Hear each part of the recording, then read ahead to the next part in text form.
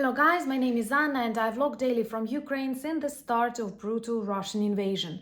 So if you want to know more about real life in my country during these challenging times and you support Ukraine, please subscribe. This is the easiest but still very effective way to demonstrate your solidarity and spread information about Ukraine. We need that. And today I want to turn on this philosophical mode and speak about some of my observations that actually trouble me a lot. And I think it's important because many of us do not understand Russia to a full extent. Well, this was an article on recent Russian mobilization that made me feel really worried. And I want to start with a brief history. And throughout its history, Russia always demonstrated it doesn't care about its people. Something that many of us cannot understand because our countries, our governments, good or bad, still care about population. Russia does not. And they were always ready to sacrifice millions for the sake of some illusions, ideas, and people inside Russia got used to that. This dark totalitarian machine, empire, Soviet Union brought them up not to value their own life, not to try to achieve something. And it's really difficult in Russia because apart from being the largest country in the world, perhaps Russia is the largest poor, miserable, dark country in the world, and not many people can boast like normal middle-class success in there.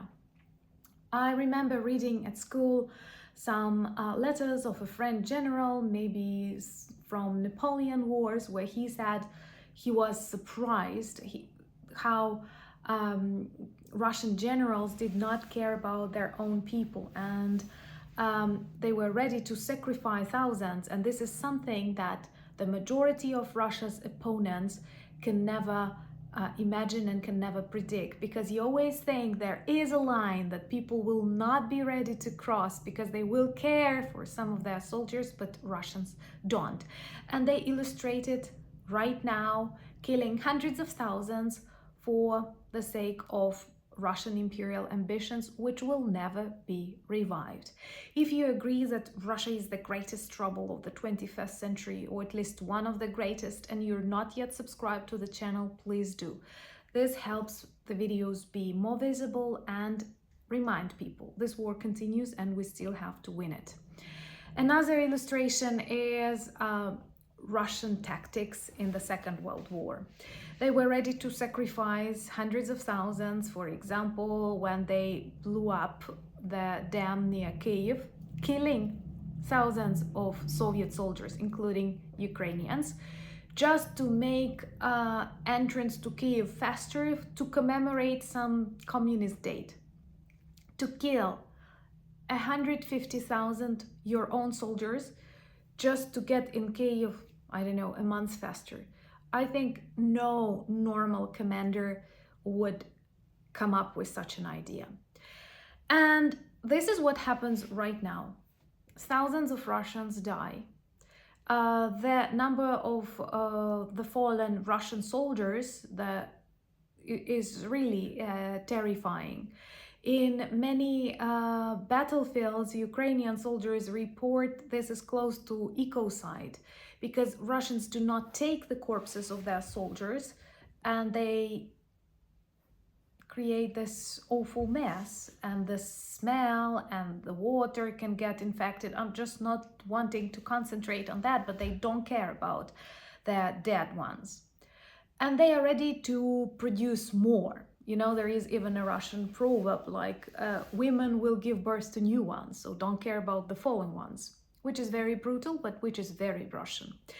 And this is what makes me really worried, because they outnumber us in people, and there are no serious protests against Russian mobilization. There were a couple of recruiting points set on fire, but you never know what was the reason. Maybe they were simply drunk, a very common thing in Russia. And you cannot see serious movements of protests against mobilization. Plus, they mobilize people from really, really, really depressive regions where people are constantly drunk, rarely get money, don't have where to work, and their life expectancy is really short. And here is a conclusion. For many of such people, their mobilization and trip to kill Ukrainians is a blessing, and they see it as the peak of their life and career because they get money, Russia pays them the salary. If they are killed, the family receives some money, and then they celebrate it for a month with various drunk parties.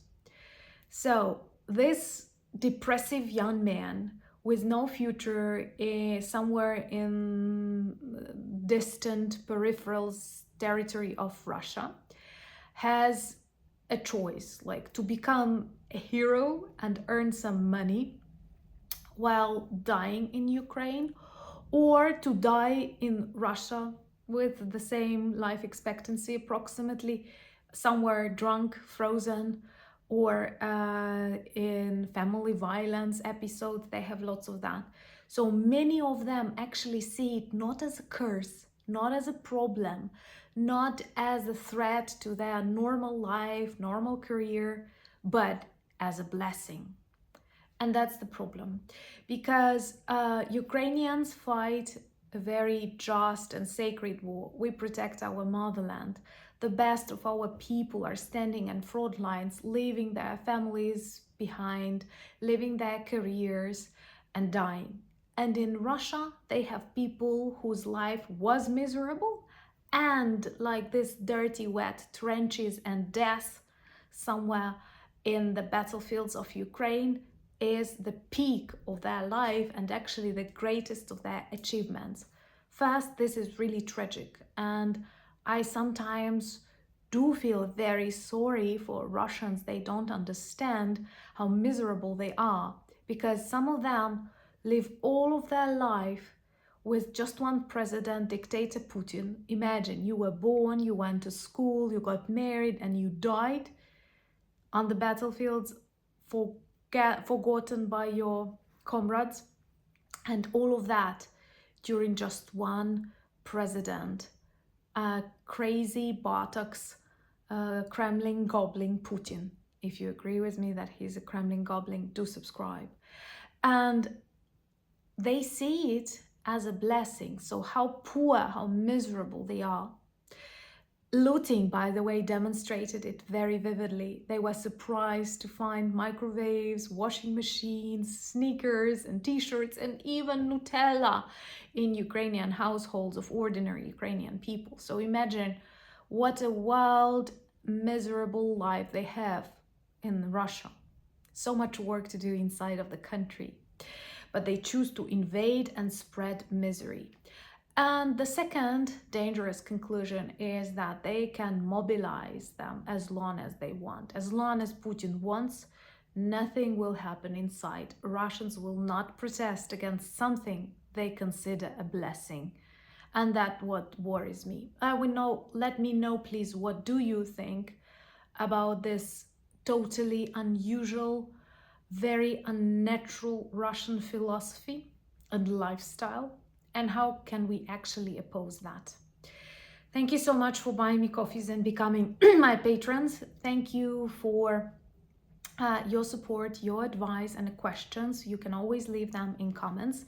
Introduce yourself to our merch and subscribe to my Instagram, Twitter, Threads, and join my Discords. All the links are below this video in the description. Thank you once again for your support, and Slava Ukraini!